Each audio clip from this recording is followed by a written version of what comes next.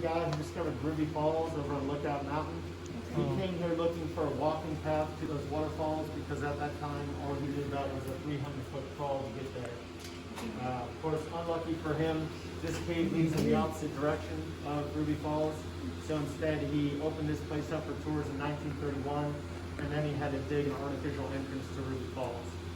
But to get into this room, he would have had to crawl through a 30-foot long crawl section. You can see the remnants of it on this wall. It would have been 30 feet wide by 2 foot tall.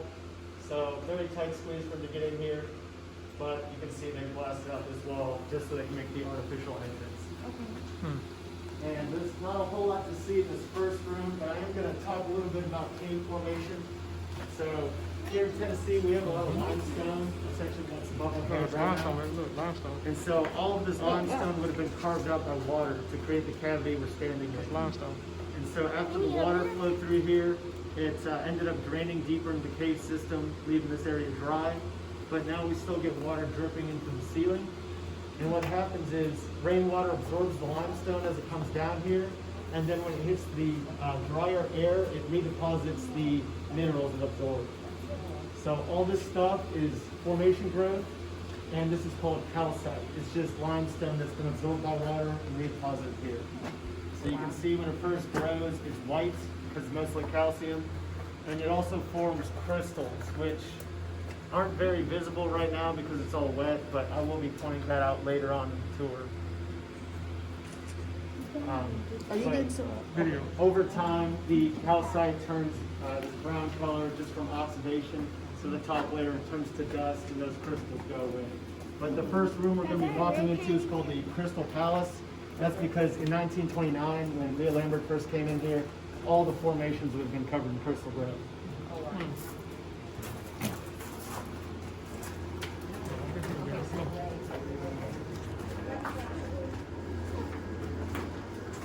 So as we come up the stairs here, do watch your head on this rock. Okay.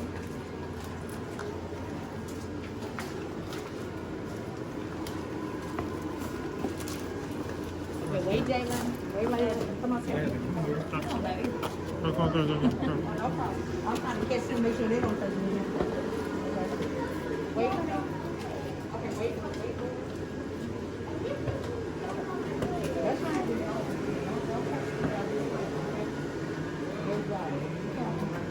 Right the real, he got to. Oh, wow.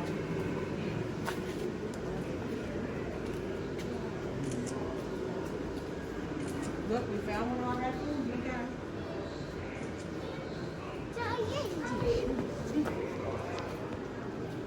Like, yeah, we were inside of a cave, yeah?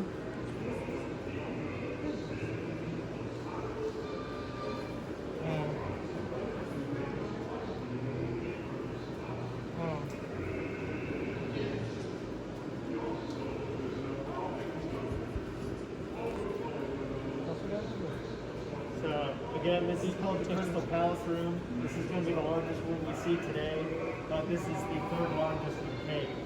So the largest one is about 5 times the size of this, and there's also many other large rooms in the cave throughout the wall. Yeah, we're going to go down there at the bottom, at the end of the wall. So it's a big loop. We'll end up back in this room at the end. But so talking more about how this room formed, again, at one point water would have filled this room from floor to ceiling, and that's what allowed it to carve out this large chamber we're standing in. But then over time, the water carved deeper into the ground. So there's a bunch of cave systems beneath us, and that's what allowed the water to drain from this room. So the first thing that happened when the water left is the ceiling became unstable, and we got all this breakdown down here.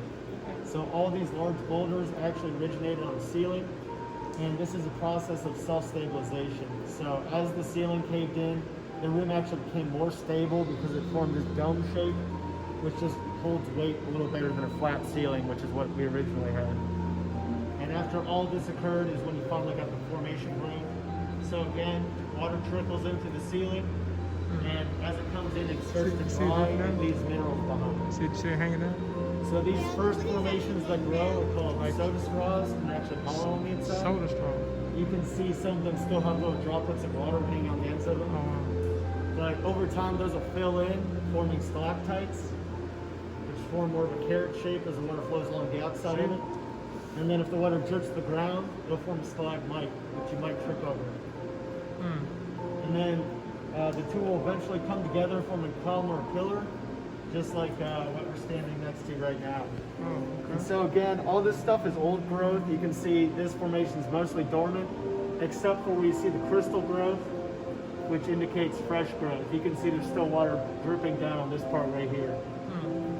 You need to give me a picture. And to give you, to give you an idea of how slow the growth rate is in here, it's about 1 cubic inch per 100 years. And with that in mind, you have to think most of these little soda straws are a couple hundred years old.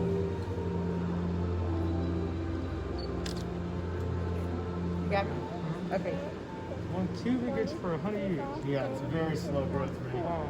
And so that's going to be my longest spiel of the day. I just like giving you guys an idea of what you're looking at in here. You guys have any questions before we head on? No, that's what we do. All right, we can go on to the next stop then. Watch your step, yo. Watch your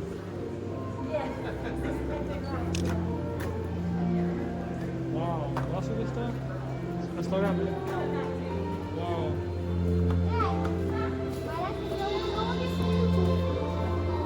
Wow, kids. We're in an actual cave.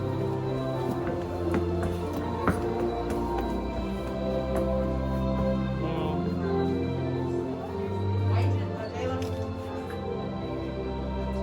Okay, don't touch anything, just stay behind.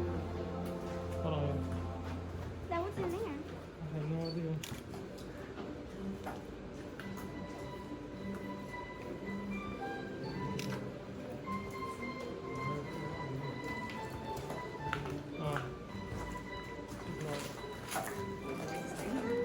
I looked it up, huh? Have a look. So in this section, we've got a couple more formations. If you look at the ceiling here, you can see it didn't collapse like it did in the rest of the room. The walls are close enough together that the ceiling didn't collapse. But instead what happened is these large cracks formed, and then water came through, making these rows of soda straws. And these conveniently make the shape of Tennessee right here. Oh, wow. Oh, they actually do. Works out pretty well for us. But you might also notice that most of the ceiling's pretty flat. That's because the water ate away at the limestone at a very steady rate, except for where we have these holes in the ceiling. So these are called solution holes. There's just a weak point in the rock that does eat away a little faster than the rest of the limestone. And if these were to reach the surface, that's how you get a natural spring. And anytime you see water coming out of the ground, that usually indicates there's a larger cave system beneath you. Also in Florida, they have very similar caves to us here. It's just theirs are currently still flooded with water. And so that's how they get sinkholes. It's something like this on a much larger scale reaching the surface. Well, my daughter, she said, what is that sparkly stuff up there? Oh, so those are droplets of water. And I'll point out later, we have this type of bacteria that grows on our walls in here, and it actually reflects light a little bit. So there's better examples further on. But this section of the cave also has historic significance. So what we're standing in right now was the original tour route, which was opened up in 1931. But what we're about to continue on to wasn't opened up until the 60s. And that's because Leo Lambert only discovered this room here. He never found the rest of the cave system. It wasn't until the late 50s when he sold the property to the Smith brothers that they came in here and discovered the rest of the cave system. And so for them to do that, they came into this opening here. And so Leo Lambert had already checked all the nooks and crannies. He never found a route deeper into the cave. And this one down here is actually a dead end. But the Smith brothers decided they were going to try every tiny little hole they could find.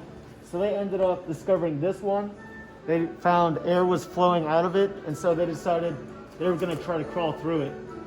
And the reason Leo Lambert never went through it is it narrows down to 7 inches tall, which is very tight squeeze, and he decided it wasn't worth attempting, but the Smith brothers decided they were going to do it.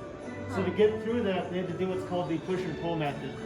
This is where the first brother would have gone up to the entrance, he would have thrown his helmet in ahead of him, and then he would have put his arms up like he was diving into a pool to bring his shoulder blades together. He would have exhaled all the air from his lungs to bring his chest in, and then his brother would have grabbed him by the ankles and shoved him through the opening. And of course, once he was pushed through, he would have turned around and pulled his brother through. So obviously, not a very fun experience, but after they made it through that wall, they were able to access the rest of the cave system. And lucky enough for us, they were nice enough to blast it out with dynamite, so we get to walk through now. So, Oh, yeah. so do watch your head in this next section. It does get very low. And we can continue on.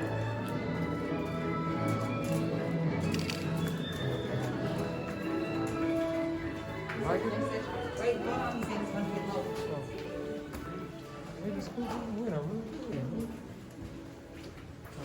Watch still. I got a rail right here. You gotta go over the rail. Yeah, there you go, hold on. Great job.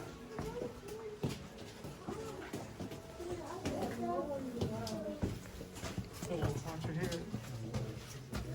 I don't have to Whoa. That's smaller enough. Yeah, be careful. Well, I've only stretched up.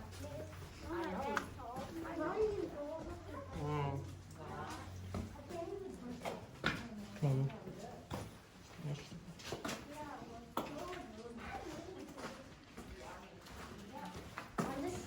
So you can see the Smith brothers would have had to crawl right through there where that red light is. So they would have had to crawl right next to what we just walked through, and that would have been the first place for them to stand up. And to give you a better idea of how tight of a squeeze it got down to, we have a 7-inch tall opening right here. Oh my goodness. So obviously a very tight squeeze. That's weird. I thought they were small, man. They'll be in the next room. But yeah, obviously they were a little determined, probably a little crazy to get back here. Yes, And yes. lucky for us, they did all the hard work. So one of the first things they constructed was this wishing well here. And back in the day, it's just common practice to have a wishing well in all your caverns. It's thought to bring good luck. Of course, the issue with people tossing in coins is all the copper from the pennies leached into the water and actually left this green mark on the back. So because copper is toxic to most organisms, we've removed all the coins, replaced the water with cave water, and we're hoping eventually salamanders will return to this area, but we haven't seen any recently. There are some signs of life in here. If you look at the ceiling, we have some tree roots coming down. And so from that point to the surface, it's about 5 feet. And then about 15 feet through this wall is the parking lot we walked through to get here. So we're very close to the surface at this time. As we continue on, we're actually going into the mountain, so our elevation is not going to change a whole lot, but we will be going deeper into the ground. And as we continue around this corner, do watch your head. There's a low rock right here. Come on. He's guiding us. Watch your head. Wow.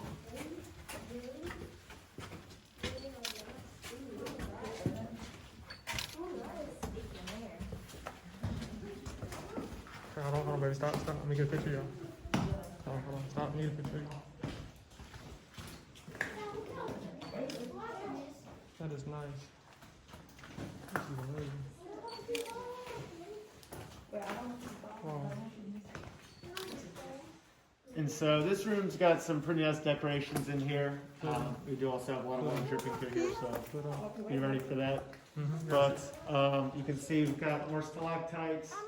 We've got dripstone coming off the edge of that cliff right there. And then draperies look kind of like curtains pulled out of the wall. And so all these formations are caused by the same thing, just water flowing through here, depositing minerals. But it's all got different names just based on how they look.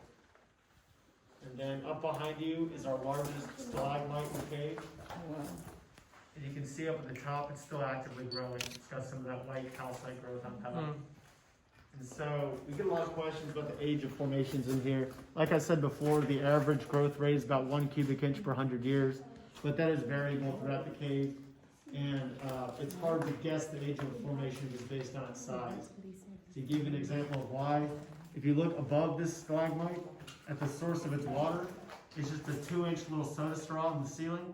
And you have to think that little soda straw is the same age as this large formation underneath it.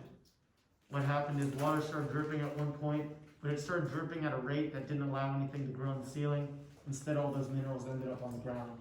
And then right next to me here is an even more extreme example of that. So at one point, this would have been growing upwards as a stalagmite, but then what happened is the water started dripping faster at some point and actually started reconsuming the formation.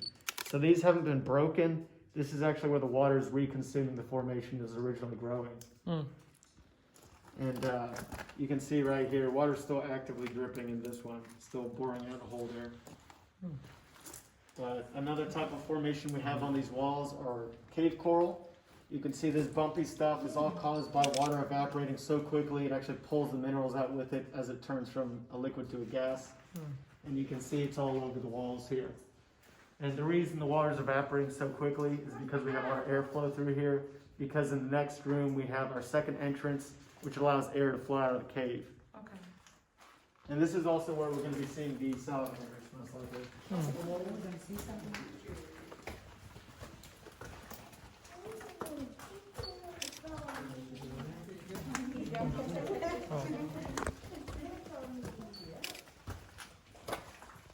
Oh, look at that. Look at this. That is shiny. Look at that. That's nice. Oh, boy. Let's see if we can find us a salamander. So again, our second entrance is in this room. It's actually up behind Iguana Head Rock right here. You can see it resembles an iguana, but Oh, yes, it is. about 10 feet behind that is just a softball-sized hole that leads to the surface. Oh, wow. And so that allows for airflow through here, and that also attracts the salamanders because they like having a way out, and it also encourages bugs to come in here, which is what the salamanders feed on. If you look right here on the wall, we have 2 of them here. Look at this. Here, okay.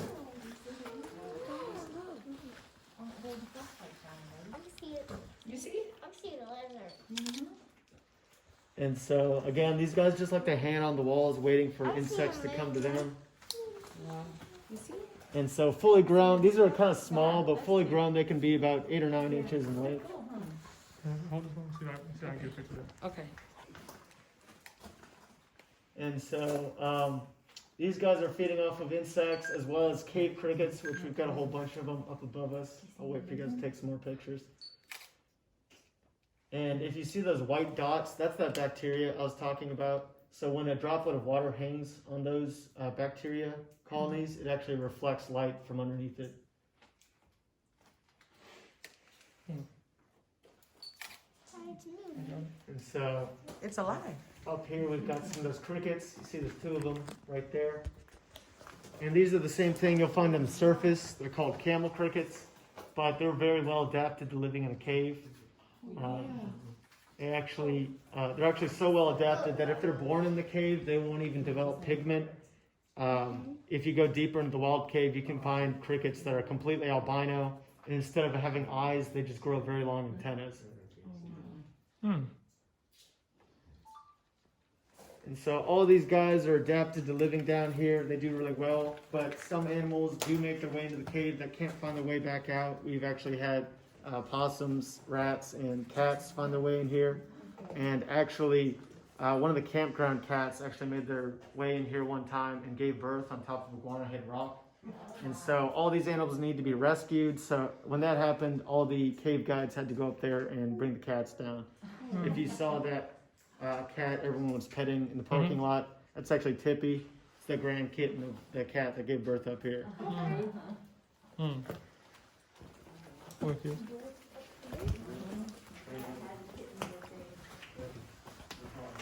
Slow down, buddy.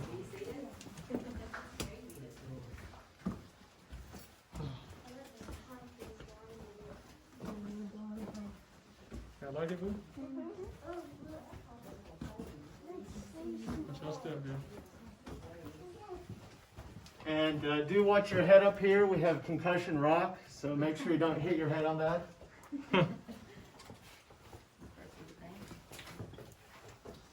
See? I'll see this look right here.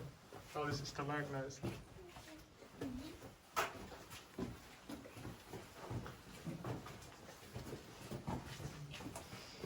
Slow down, kids, slow down. Jalen, hey, slow down.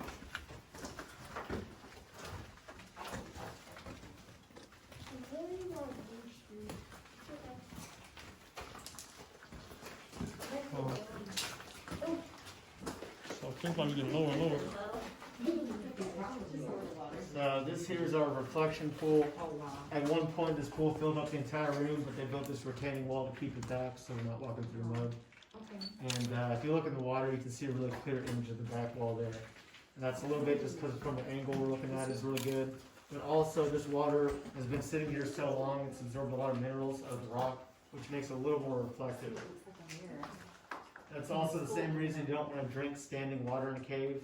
It doesn't have any bacteria in it, but because it's been sitting here so long, it actually has so many minerals that it's like drinking seawater. It's gonna dehydrate you more than it actually helps you. Okay. Mm. Oh, wow. And then we have this formation right here. It looks like it's a column, but it's actually a stalactite and stalagmite, about an eighth of an inch apart. So pretty soon here, in the next 50 years or so, they'll combine and create a column. I'll get a picture of that. So mark your calendars, guys. Okay. But right here, I also have a kill switch for the lights. If you guys would like to experience complete darkness. Everybody okay with that? Yeah, okay. Here we go. Wow. Wow. Let me cut this off. Yeah, so there's absolutely no light down here. If you were to sit in this for a long period of time, your eyes would never adjust. Okay. And in fact, if you were in this kind of darkness for over 2 weeks,